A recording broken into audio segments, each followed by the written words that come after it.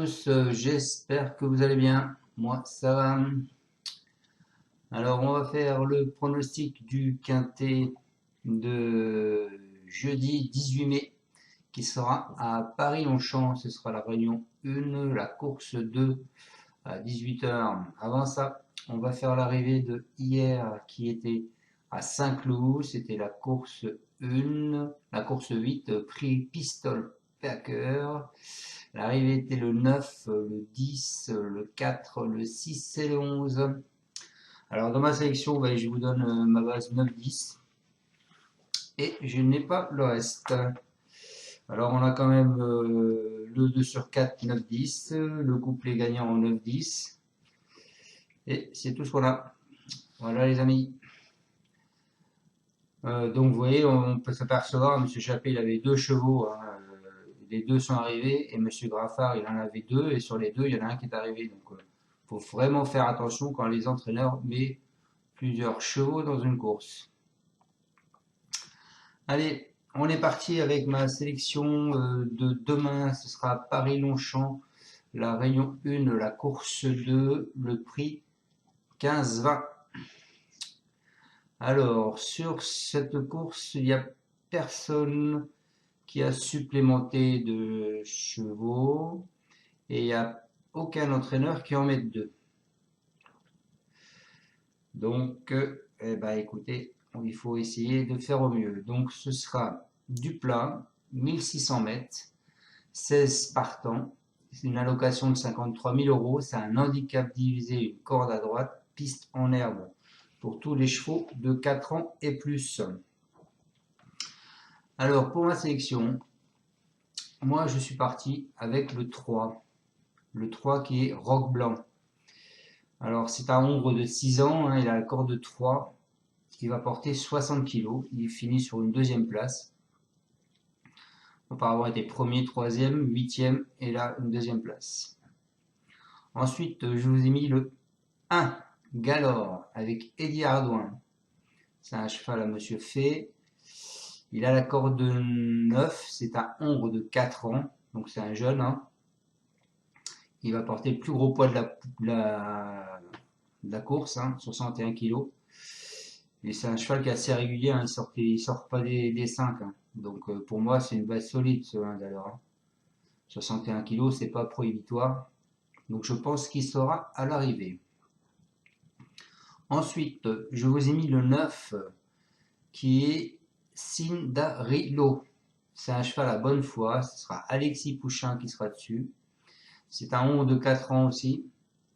Il a la corde de 12. Il va porter 57 kg. Alors lui, c'est pareil. Depuis le début de l'année, il ne sort pas des 5. Donc quatrième, deuxième, premier. Ensuite, je vous ai mis le 14. Le 14 qui est Assi Catch. C'est un cheval à Graffard. Ce sera Michael Barzalona qui sera dessus. C'est un ombre de 4 ans. Il a la corde de 13. Il va porter 55 kg. Alors, en début d'année, il a fait 7e, 4e, 3e. Donc là, pourquoi pas second. Ensuite, je vous ai mis le 12, Polite. C'est un cheval à Monsieur Panier. Ce sera Mademoiselle Velon qui sera dessus. C'est un ombre de 4 ans. Il a la corde 1. Il va porter 55 kg 5. En début d'année, il a fait 9e, ensuite il a fait premier et il a fait 5e. Donc pour moi, je vous le dirai plus tard, mais pour moi c'est ma surprise, ce 12. Ensuite, je vous ai mis le 7, Goldino Bello, c'est Monsieur Hernon, ce sera Tony Picon qui sera dessus. C'est un ombre de 7 ans, il a le corps de 8, il va porter 58 kg. Il vient de finir sur une bulle, mais je pense qu'on peut le racheter ce cheval. Ensuite, je vous ai mis le 2, Cyrano, c'est un cheval à Guarnigliari.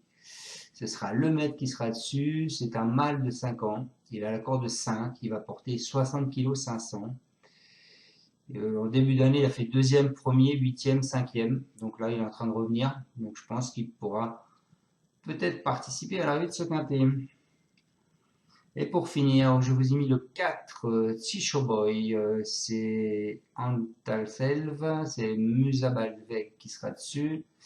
C'est un mâle de 5 ans, il a la corde de 6, il va porter 58 kg 5. En début d'année, il a fait 8e, 2e, 9e, 0, 3e, 8e, donc une fois sur deux, il est là. Donc ce Tisho Boy, pourquoi pas, qu'il soit à l'arrivée de ce quintet. Donc mes bases, pour moi je vous ai mis le 3 et le 1. Le 3 qui est Roc Blanc, c'est Michael Delzangle, ce sera Gérard Mossé qui sera dessus.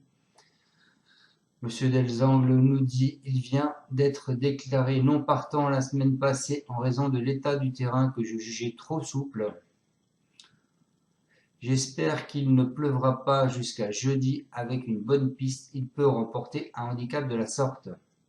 Comme il vient de le prouver ici même le mois dernier, il est resté en très belles conditions.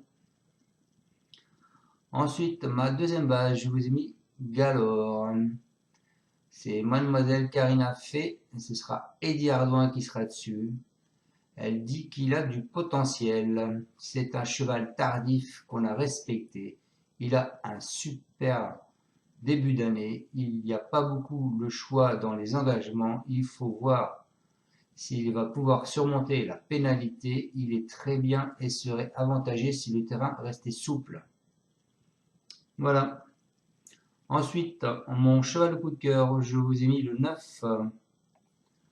Alors, le 9 qui est Cinderilo. C'est Johan Bonnefoy et ce sera Alexis Pouchin qui sera dessus. Dernièrement, il faut le reconnaître que par les conditions de course, je ne m'attendais pas à une telle victoire. Maintenant, c'est un cheval que j'estime capable de bien faire à cette valeur. Remonter sur l'échelle des poids, sa marge s'est réduite, mais je le crois toujours compétitif sur sa lancée. J'espère qu'il nous fera encore plaisir. Donc c'est un cheval qui vient de finir 2 fois premier. Bon, à chaque fois il prend du poids. Parce que la dernière fois il était à 62 kg et là il est à 57 et plus bas en kilo, alors je ne compte pas. Mais bon voilà, mon coup de cœur, le 9 Cinderilo. En alerte, je vous ai mis le 14. Le 14 qui est Assi-Catch. Alors c'est Monsieur Graffard qui ne parle pas aux entraîneurs. Et ça sera monté par Barzalona. Il a un mauvais numéro à la corde. Parce que il me semble qu'il a la corde 13, c'est ça. Mais bon, cet élève de Francis-Henri Graffard semble s'amender au fil de ses tentatives, comme le prouvent ses 2 dernières sorties. Il a prouvé sa compétitivité à cette valeur et ce tracé devrait lui convenir. De plus, il a montré qu'il était facile à utiliser. Avec un bon parcours, nul doute qu'il puisse lutter une nouvelle fois pour les premières places. Seul bémol, il doit s'élancer en dehors. Donc voilà. En surprise, je vous ai mis Polite. Alors c'est Gilles Le Panier, ce sera Mademoiselle Velon qui sera dessus. Je le vois bien, je ne suis pas l'entraîneur, je le vois assez confiant en fait. Et qu'il dit que c'est intéressant d'essayer. Il a très bien couru en dernier lieu dans un lot qui était pas évident. C'est un cheval assez régulier, je n'ai pas grand chose à lui reprocher jusqu'ici. On attaque les gros handicaps, on va voir ce que cela va donner. Il est bien, c'est intéressant d'essayer. Alors c'est vrai que la dernière fois il était dans un bon lot, hein, parce qu'il y avait Top Gear et il y en avait plusieurs comme ça. Il finit 5e. Auparavant il a fini premier. Et auparavant avec Brevard d'ailleurs. Et auparavant il était 9e. Mais je vois bien arriver dans les 5, ce 12. Surtout que si on regarde le passé de la course, le 12, je crois que il est donné avant-dernier de la presse, hein, attention. Hein. Il n'est pas avant-dernier, mais il est dans les 3 derniers de la presse. Si on regarde le passé de la course, en 2022, on a une cote, le premier qui gagne avec une cote à 14, le deuxième une cote à 45, le troisième une cote à 6, le quatrième une cote à 5 et le cinquième une cote à 18. Donc une grosse cote, 45.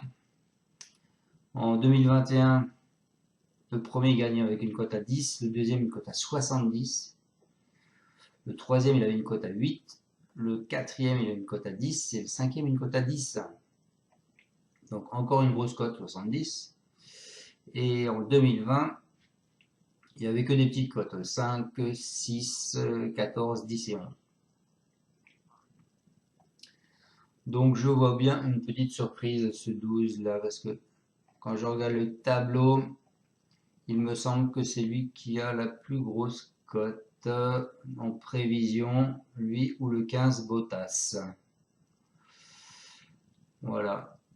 Les deux grosses cotes de demain, ce sera le 12 ou le 15 avec Madame E. Pourquoi pas Madame E? On va aller voir ce qu'il dit sur le 15. Le 15, c'est Monsieur Michael Serror. À la rigueur, je vais vous mettre en regret le 15. Le 15, c'est Monsieur Michael Serror. Donc, ce sera Madame E. Il est certain que j'aurais préféré le voir en deuxième épreuve. Donc, déjà, c'est ainsi. Après avoir connu des petits ennuis de santé l'an passé, il revient en mieux comme l'attestent ses récentes sorties. Ici, la partie ne sera pas facile, mais avec un bon déroulement de course, je ne serais pas surpris de le voir terminer dans la bonne combinaison. Il vient quand même de finir sur une 3e place. Auparavant, il était en premier. Donc aujourd'hui, exceptionnellement, je vais vous mettre en regret. Je vais vous mettre ce 15 en regret. Voilà. Bon, écoutez, les amis, j'espère qu'on va aller voir la tête du caissier et que on va pouvoir se réjouir tous ensemble. Je vous souhaite une bonne fin de journée. Je vous dis à demain pour ma sélection des chevaux de vendredi. On sera le 19. Surtout, n'oubliez pas, mettez un pouce. Et pour ceux qui ne sont pas abonnés, abonnez-vous. Je vous remercie encore tous de me suivre. Ça fait vraiment chaud au cœur. Et surtout, ne lâchez rien, car la forme revient, je crois. Et je pense qu'on va aller voir la tête du caissier régulièrement. Allez, ciao ciao, à bientôt les amis.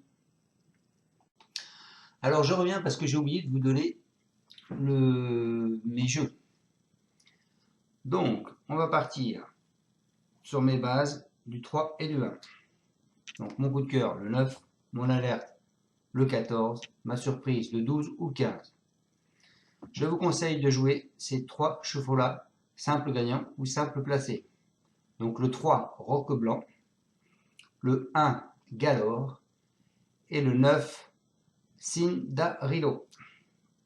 Ensuite, vous cassez ma base du 3 et du 1. On part du 3. Le 3, 9, le 3, 14 ou le 3, 12. On part du 1, le 1, 9, le 1, 14 ou le 1, 12. Mon 2 sur 4, donc ce sera le 3, le 1 et le 9. Allez, cette fois-ci, je vous laisse les amis. Surtout, n'oubliez pas, mettez un pouce. Et pour ceux qui ne sont pas abonnés, abonnez-vous. Ciao, ciao, à bientôt.